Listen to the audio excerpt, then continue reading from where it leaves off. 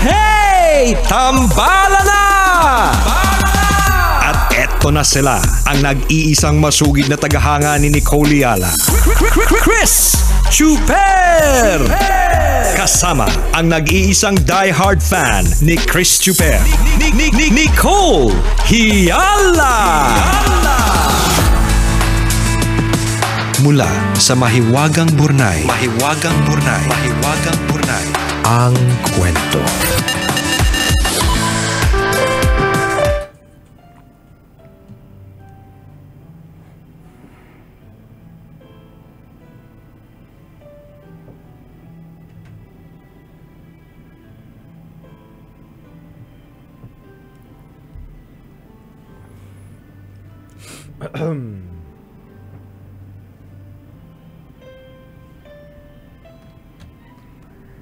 Dear Nicole and Chris, itago niyo na lang ako sa pangalang Alyssa.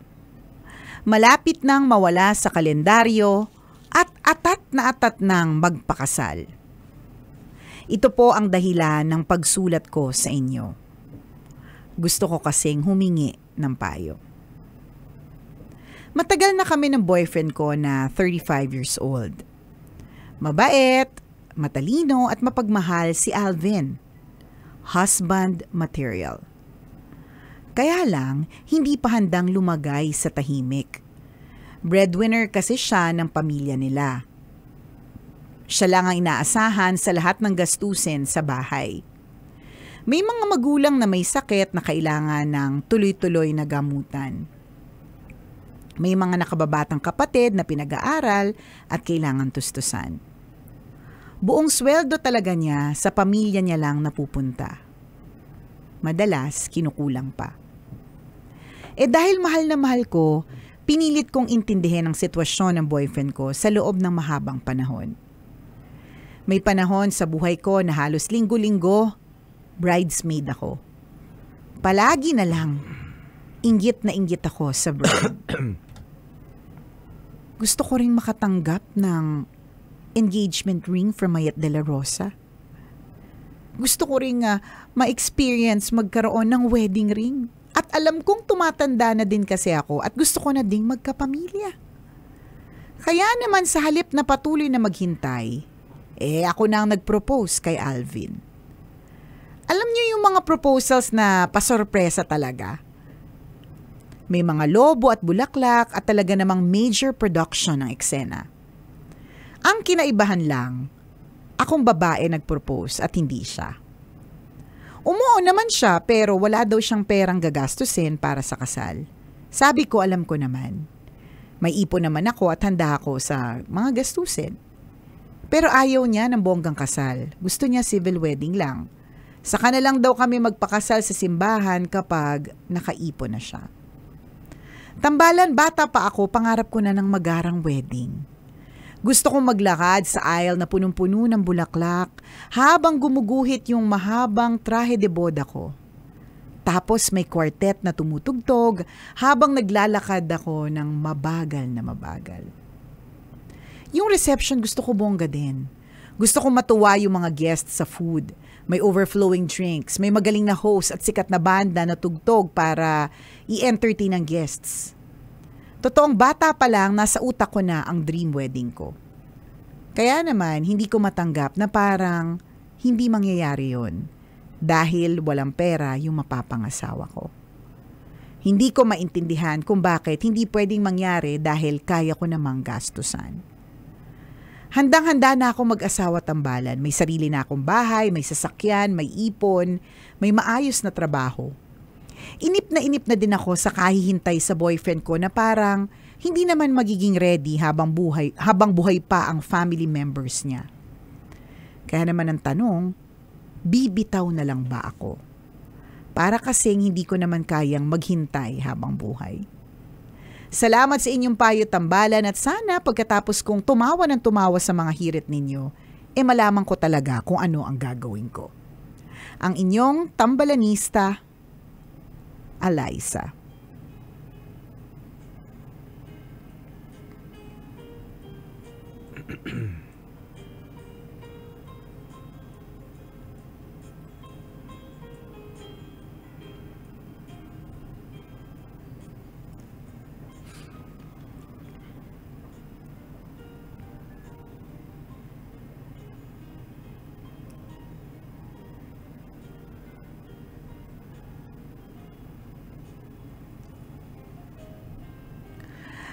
Hello there, Eliza. So ang tanong mo kung bibitaw ka kasi hindi ka mabigyan ng dream wedding. How can you be so sure na yung susunod na lalaking dadating sa buhay mo ay bibigyan ka rin ng dream wedding? May panggastos ka, may pang dream wedding ka pero wala kang groom. So papaano, girl? Marami akong kakilalang ganyan. Kahintay na lalaking bibigyan sila ng bonggang dream wedding nila. Ayun.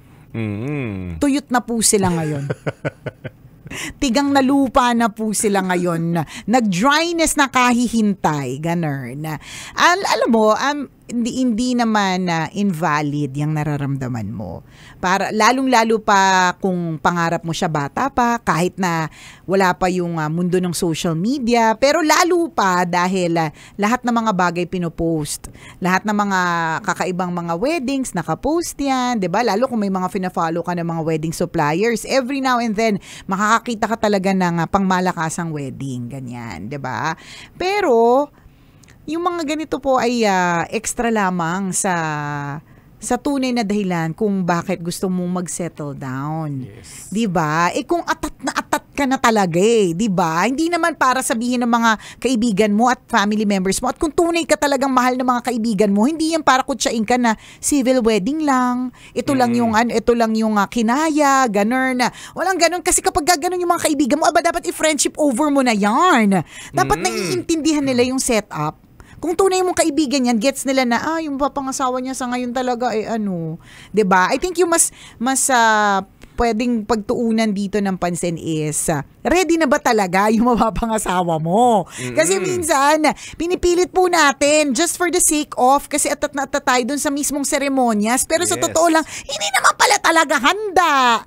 Diba? Naku, ilang beses na po namin sinabi po sa inyo, hindi po pa cute-cute lang magpapakasal.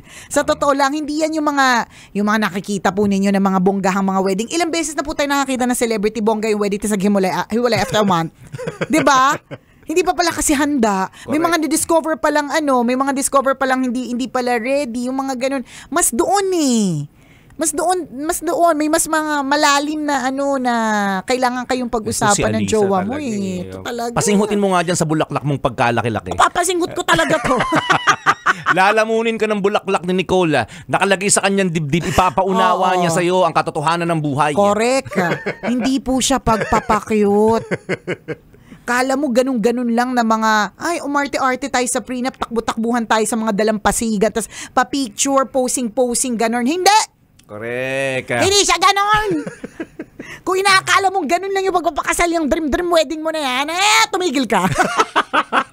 Subo mo tong bulaklak ni Nicole. Subo mo tong bulaklak. Naghuhumiyaw sa dibdib niya. Subo mo. May bulaklak pa pala sa paa. Subo mo yung paa niya. Sa yung bulaklak. Yung bulaklak. Subo mo yung bulaklak sa paa. Subo mo rin yung bulaklak sa dibdib. Ganun. Hindi siya ganun. And may feeling ako Tapos dear Ate Nicole. Tapos tugtog sa iyo lovingly yours. Wait nga. Wala naka-relate. Wala nakarelate sa lovingly yours, partner. Kung nakarelate ka sa lovingly yours, dapat may asawa ka na, ha? Dapat hindi ka tuyot na bulaklak. Gantong oras na di naman yung nagpe-play, di ba? Noong panahon natin, no? Di ba 3 p.m.? Hindi, tama. A little after lunch. After Agila yun tama. Agila, tsaka Valiente. Correct. Lovingly yours, Helen. Dear Ate Helen, kung di ka makarelate, kasi meron pong ganon noong unang panahon, tapos meron po siyang bulaklak. Lagi. Parang ganon yung setup niya. Ganyan, nagle-letter reading din, tapos nagpapayo din. Correct, tapos may bulaklak. So ako yun. In-explain po namin dahil ang dami pong batang nakikinig, hindi na nakarelate. So anyways, hindi siya ganon. Of course, pero sinasabi ko sa'yo, valid yan. It's not naman all, but a lot of people, a lot of women. Yan. Kaya nga, di ba, ang sinasabi, ang wedding ay para daw sa babae. Kasi yung babae talaga yung nagdidikta, siya yung may gusto ng ganito, siya yung ganyan, siya yung nagsasabi, ganun. Correct. Oo, kasi kasi valid naman. Gusto mo naman talaga magkaroon ng ganyan. Hindi namin tatanggalin yan sa'yo. Kaya lang, ano ba talaga yung mas matimbang sa ngayon? Ganon. May mga kakilala kami na hindi sila nagpakasal ng bongga kasi hindi pa sila ready, pero gusto na nila talagang, they're both ready emotionally, pero financially hindi. Pero eventually, nung nag-anniversary, saka bumawi. May mga ganon, di ba? Ganun. Pwede ding ganun. Ikaw, nasa sayo yan. Kung ang priority mo talaga bonggang wedding, hindi mo makukuha sa current boyfriend mo yan. Oo. Yun lang yung masasabi namin sa'yo. So, kung yun ang priority, edi no, wala. Pero yun nga, edi break up. Ganon. Hindi mo makukuha. Hindi mo makukuha. Ganon Yun ang goal mo. Totoo. That's your goal. Yan yung goal mo, yan yung intention mo. Hindi. So sabi mo, hindi ka na rin pwede maghintay. Kasi pwede kasing hintayin eh. Hindi naman necessarily, grabe ka naman, hintayin mamatay yung mga bumitaw sa buhay yung family members. Hindi, pero hintayin na. Kasi yung sabi niya, di ba? Ano ka Eliza? Nangano to si Eliza, parang... Eliza ba, Alisa? Eliza. Basta gano'n, na parang pag Alisa kasi parang ang lakas makakuto, di ba? Alisa, di ba? Ang dami, Alisa. Oo. Ang dami Alisa. So, Eliza tayo. Ganun. Di ba? Intention mo, bonggang wedding. Hindi mabigay ng jowa mo, edi hindi. Correct. Edi kung ayaw mo, edi wala. Ganun lang kasi yun. Ganun lang. Ganyan. Ang masasabi ko lang din, hindi lang din automatically yung makukuha mong next na jowa, bibigyan ka rin ng dream wedding. Walang assurance yun. Ang nakakalurky pa dito, mag-uumpisa ka ulit. 'Di ba? Madami akong kakilala ng mga pagod sila sa dating. Alam mo 'yon? Tumanda na nga sila, kakadate, wala pa rin nakukuha eh. Totoo, tsaka nakakapagod siya eventually. Umpisa na naman tayo sa kilala, 'di ba? Yung mga ganon. So walang assurance na yung susunod na mamimit mo, bibigyan ka rin ng bonggang wedding. Totoo 'yun. At tsaka ito pang malupit, Eliza, sabi mo afford mo naman. Hindi kung afford mo, edi go. Kung okay dyan sa jowa mo, kung ready na talaga siya. Totoo yun. Agree ako sa lahat ng sinabi ni partner. Segundahan ko lang, no, para lang lalong mabigyan ng emphasis at ma-digest ng isipan mo yung katotohanan. Pero kung, again, babalikan lang natin yung goal mo. Kung ang goal mo ay magkaroon lang ng bonggang wedding and that's the end of everything. Meaning, yun lang talaga. Hindi na masisigur. Kasi may after the wedding kasi may mga kasunod pa yan eh. Pero kung ang goal mo lang ay magkaroon ng bonggang wedding at hindi yun na mabibigay ng jowa mo, then you can finally decide he's not the right man for you. Kung yun ang goal mo. Ang sinasabi natin ngayon, ang pagpasok kasi sa pagpapakasal, it should be a long-term it's a long-term goal. Correct. Meaning, hindi lang siya natatapos sa seremonyas. Uulitin natin, seremonyas lang yan. Lang, meaning not to underestimate the value of the ceremony. Sinasabi lang natin, may kaakibat na malaking responsibilities yan after the ceremony.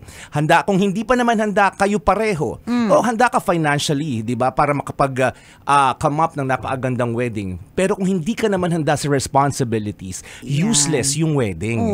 Di ba? Kasi yun yung napapaloob dun eh. Magiging wife ka, magiging husband siya. May responsibilities ang pagiging asawa, ang pagiging mag-asawa. Hindi natatapos doon. Siyempre magkakaroon kayo ng another goal. Magkakaroon ng anak. Paano kung hindi ka rin handa? Mentally, emotionally, physically. Yes, you are financially ready, as you said. Pero hindi yun natatapos eh. Sa financial obligation. Malaking requirement yung emosyon at saka yung mental readiness mo. Correct. Kasi marami tayong kakilala na financially ready. Ang ganda-ganda ng naging wedding. Pero right after the ceremony, hindi pala emotionally and mentally able. Natuwa lang. Diba? Natuwa lang sa idea ng pagpapakasal. Kasi maraming ganon. Nakakatuwa naman kasi din talaga. Kasi dream mo yun eh. RTRThan.com. Wow, RTRThan tayo. Ganyan. Post, habul-habulan. Yan, ganon. Diba? Tapos mahabang listahan ng mga suppliers. Thank you very much. Ganyan. Diba? Hindi ganon. Sa totoo lang. In real life. Kaya magandang laging tanong ng mga kaibigan, sure ka na ba? Totoo. Diba? Kahit pa joke yun. Ang tanong lagi, sure ka na ba? Kasi kung natutuwa ka lang sa idea ng papakasal, kasi para siyang fantasy eh. At hindi ka ready right after the ceremony, wag mo munang pasukin. You have to think to the end time kung ano yung napapaloob, di ba, pagkatapos ng kasal. Again, kung hindi ka ready mentally, financially, physically, emotionally. Paano yung physically ready? Siyempre nakakapagod. Okay. Nilinaw ko lang. After pa lang ng seremonya okay, nilinaw ko lang. Kailangan physically ready ka na. Okay. Nilinaw ko lang. So kung hindi ka rin physically ready. Depende ganun I mean, hindi sila ready to, kunyari, to be physical. May ganun din, di ba? Oo. Wag ka din muna, di ba? Totoo yun, ha? So, madaming kaakibat po ito. Tsaka hindi lang yan. Alam mo, in the course, sunod-sunod yan. at tsaka alam mo, yung iba nga, parang ready na nga sila eh. Okay, fine. Ready sila maaring physically, financially, emotionally. Feeling nila, this is it, ganun. Pero throughout the course of their relationship, ang dami nilang ma-encounter na mga problema, na mga kakaiba, na mga hindi mo inakala nung magjowa kayo, na haharapin ninyo. Correct. Haharapin ko pala tong problemang to. Oo, problema niya pala, problema ko din. Oo, dati problema ko lang nung single ako. Tama. Kung hindi ka ready sa ganun, wag din muna. Kailangan committed ka doon, ha? Yes, tingnan mo lahat yun. Kung hindi mo kayang dalhin yung problema ng asawa mo o na magiging partner mo, di ba, wag mong pasukin. Kung iiwanan mo lang din naman siya at haharapin niyang mag-isa ang problema niya, then wag ka magpakasal. Katulad nito, partner, ang tanong namin sa'yo, Eliza, ready ka ba dun sa setup na meron yung mister mo, ay yung jowa mo, which is siya ang inaasahan ng lahat. At hindi mo basta-basta maaalis yun eh. Oo, hindi nang ganun lang. Hindi lahat kayang bastang alisan yung ganyang klaseng setup eh. May mga iba na naiintindihan na kailangan mag-set ng bagong priorities, ganyan. Pero may mga iba na hindi. So ang tanong, Eliza, carry mo ba? Yes. Na oo nga, sige, ikaw gumasto sa kasal. Pero nung nagpakasal na kayo, na alam niya naman talagang, alam mo sa sarili mo, wala siyang ipon, wala siyang pera, tapos kulang lagi. Okay ka sa ganong klaseng setup? Kung hindi ka naman okay talaga sa mga setup na gusto mo lang talaga ng wedding, hindi. It's a no for us. Kailangan pa bang i-memorize yan? Basic! Muli ako po si Nicole Yala. At ako naman si Cambio King Chris Na nagpapaalala, walang matatag na relasyon sa malanding determinasyon. Yun! This portion was brought to you. Kailangan pa bang i-memorize yan? Love Radio. Basic!